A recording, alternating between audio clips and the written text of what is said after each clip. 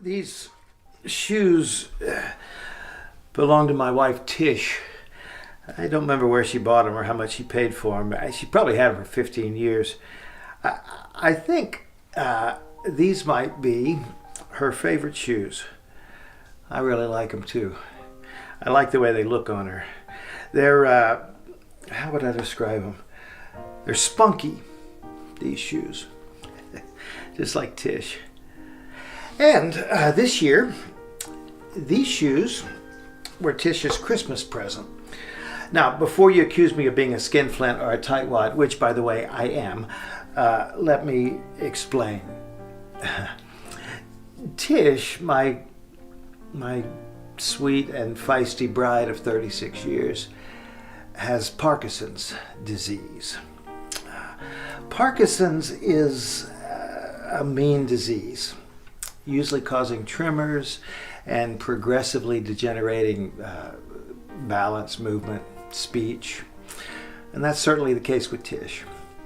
But Parkinson's also sometimes can serve up a side dish of dementia. And unfortunately, that is also the case with Tish.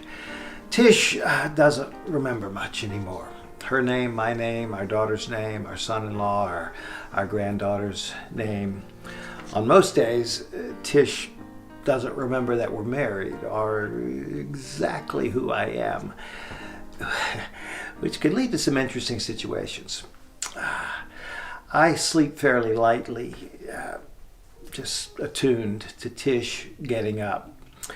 Well, a while back, Tish got up in the middle of the night to go to the bathroom, and I turned on the lamp by the side of our bed. When she came back into our bedroom, before she got back into bed, she patted me on the arm and she said, "I think you should go home now." Well, if I'm going to write a book about our dementia adventures, I think I might title this chapter "How to Have an Affair with Your Wife." Tish sleeps a lot. Usually when she wakes up, she lies real quiet in bed and sort of looks out the window. I check on her very frequently. If she's awake, I will sit on the edge of the bed and I'll kiss her on the forehead and I'll say, "Good morning, today is Friday. I'm your husband and I love you." When I do that, invariably, one of three things happens. Tish sometimes sort of smiles and looks at me and she says, "I know that." And then I kiss her again. Or she gets sort of a quizzical look on her face and softly says, "Really?" And I say, "Yep, aren't I the lucky one?" And I kiss her again. Or, as happened yesterday when I told her that I was her husband, she looks at me with sort of an unbelieving scowl and she says, "Oh, no, you're not." At which point I exit the bedroom and go in and fix her a bowl of oatmeal. Yeah, life, loving my wife is quite the adventure these days. So, Christmas this year. I tend to be somewhat of a humbug. But my daughter, Lily, she says to me this year, "Dad, I'm going to decorate the house. We're going to do it upright. Just deal with it." So I saluted and I said, "Yes, ma'am." And she did a great job making everything really festive. Well, a few days before Christmas, many presents appeared under the Christmas tree. Well, I knew that I didn't buy them, I didn't wrap them, so I asked Lily where they came from, and she just smiles. Christmas morning, Lily orchestrating. I make a fire in the fireplace, I brew the coffee, I wake Tish up, I get her dressed, a little breakfast first. Then we all gather in the living room, me, Tish, Lily, Ridge, our grandbaby, Poppy.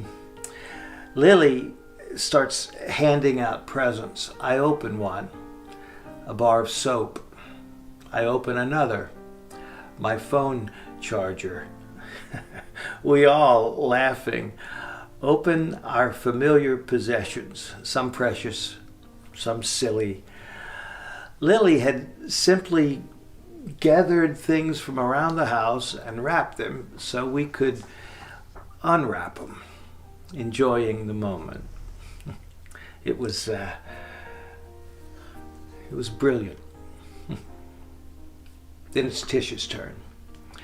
We help her unwrap a bright package. Her face lights up. A pair of shoes, new to her. We ooh and ah.